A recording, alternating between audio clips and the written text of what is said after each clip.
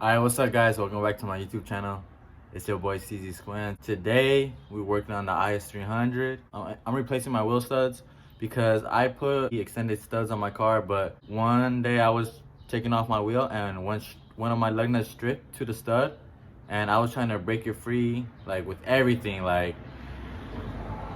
a big old breaker bar, me and my homie, and the stud snapped off, and this is how the stud looks now. You see, it's like completely broken inside. There's a stud. It just snapped on me. I bought lug nuts because I needed new lug nuts because of that one, so I bought wheel locks to replace it, and then I had an extra set of ARP studs, so I'm gonna try to replace that today.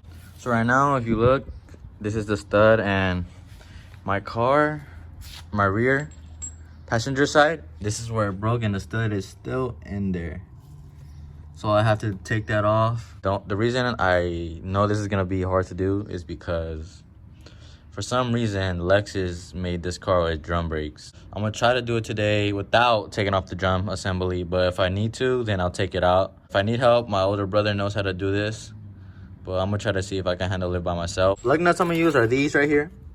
They're called Muteki wheel locks, super tuner locks, whatever. I got them off of eBay. They're all right, you feel me? They'll get the job done. And I also like the color. The color is called titanium. You see, it's like a brownish color. To me, it looks really fire. It's the same color as my regular lug nuts, and I think it goes good with the color face of my wheel. We'll just put all 4 wheel locks on my wheels just in case someone wanna hit a little lick on me, you feel me? They not gonna know what hit them. And we're gonna change it for this ARP extended lug. And the only reason I need these is because I'm running a small spacer and a 3mm spacer. All right, listen to wheel lugs, a little Harbor Freight special. We're gonna start jacking up the car.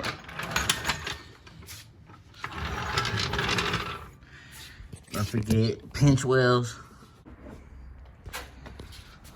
Let's see if a jack stand fits under there. Don't forget your jack stands, bro. All right, then now let's drop it slow.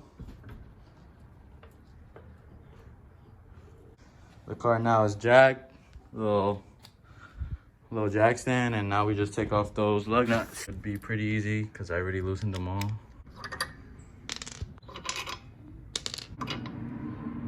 That's the only bad part about having colored lug nuts, is that when you take them on and off, they start messing up. But for the most part, they look pretty clean. All right, let's take off the wheel. We want to know what camber looks like. That's basically it. This is how my tires get wasted. It's not that bad actually, because I've been riding like this for I think a couple months now, and my tires still look almost new on the side that touches the ground. Ooh, what's that? I think it's a rock though. Oh yeah, it's a little rock. I ain't tripping. But yeah, everything looks cool. This is how big my wheel is, guys, in the back. That's an 11. It's cool. It's cool. Bro, little lesson. When you drop your car, get an alignment, bro. Don't ride around with your toe messed up, camber messed up. Don't do it. Cause look, this side is proper alignment, camber straight, everything straight, riding around for five months.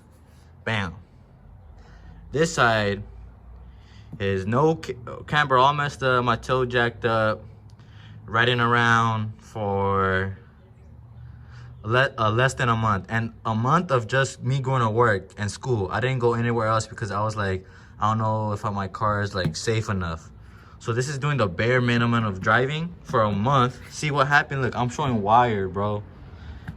And this is 5 months of me going to wherever. So get your alignments when you lower your car, bro. It's not a game.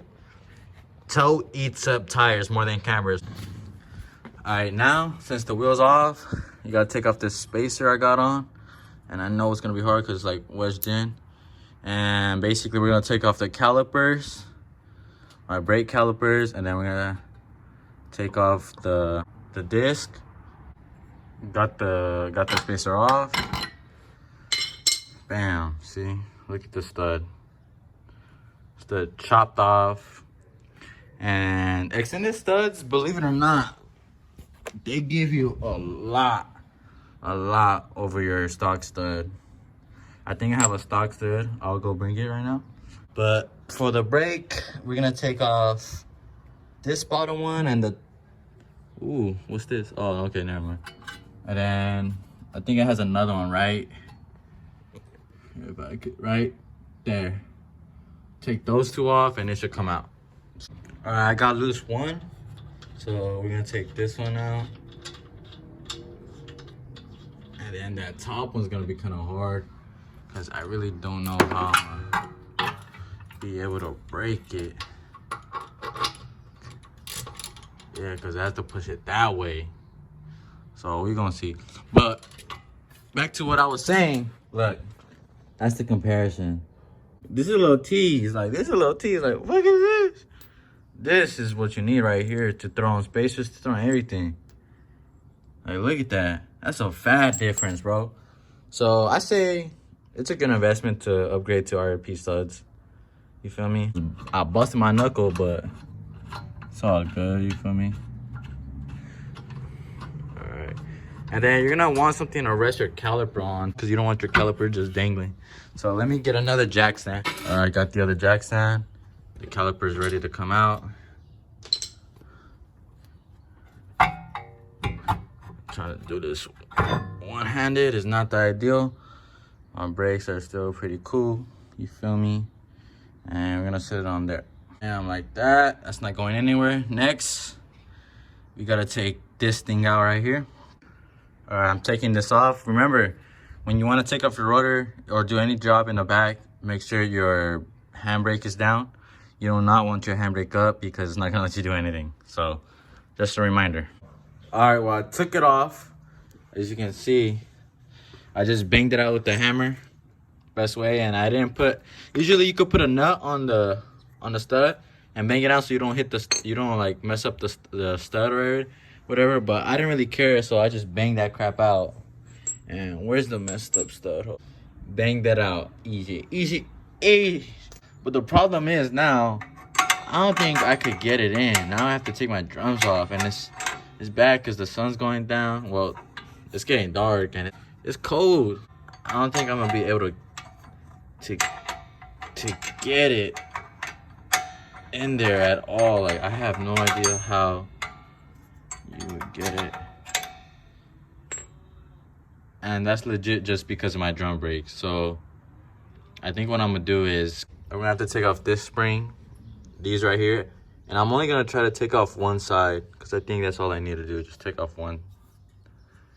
So these two springs basically. And yep. Alright, so now that I popped off the spring, basically I took off this one and this one up here, but on this side, I think now it's possible to get this bitch in to make it fit. All right, we're back, day 2.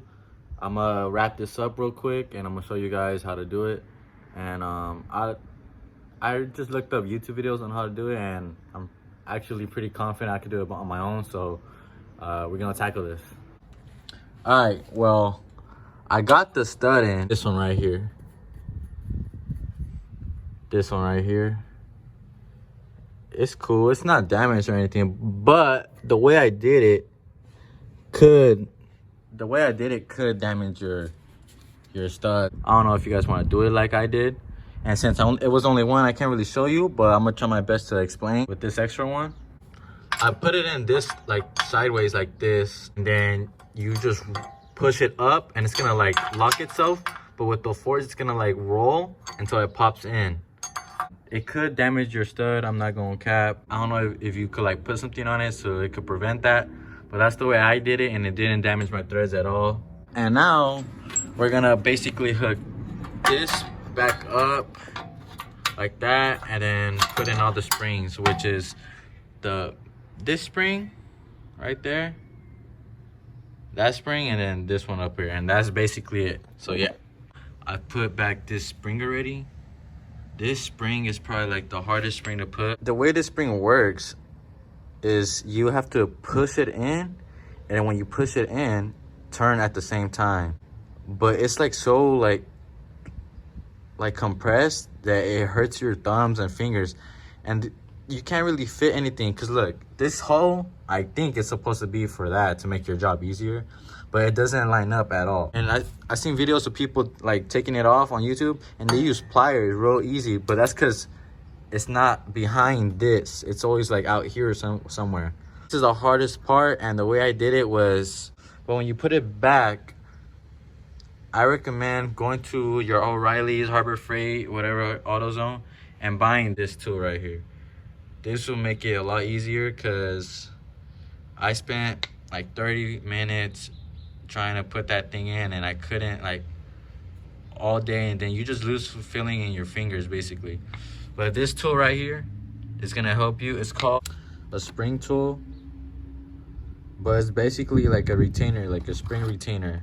It cost me 13 bucks at O'Reilly's, but this thing will make your life easier because, okay, first, it doesn't fit right here in this hole, right? But from the side, you could like kind of force your way into it, and you just force it in and it works, and then press it, and then it has these notches right there, and you just turn, and as soon as you see this, the little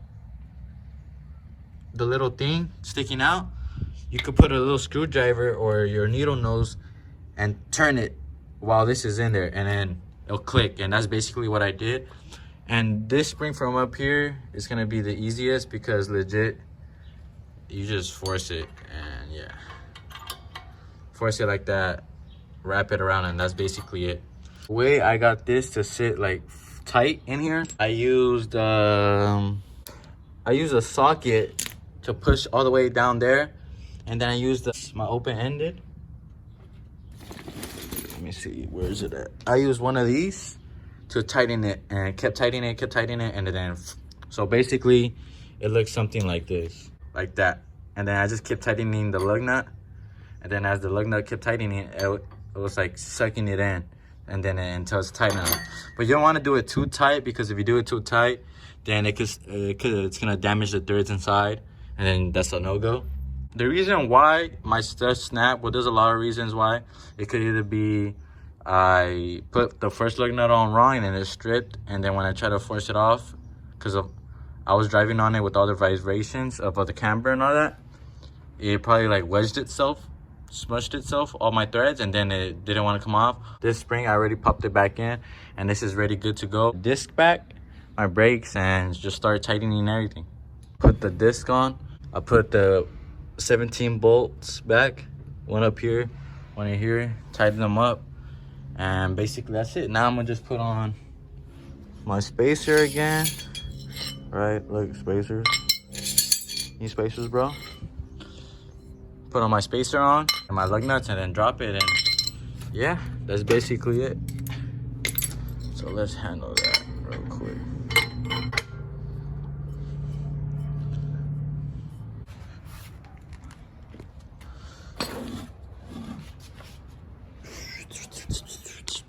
Just hop this back thing on.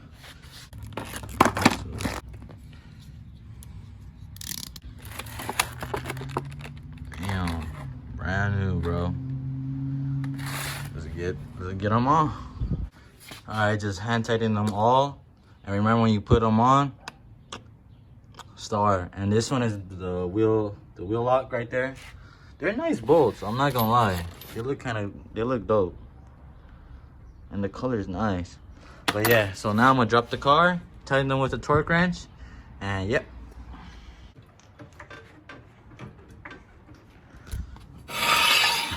Man, let it down slowly.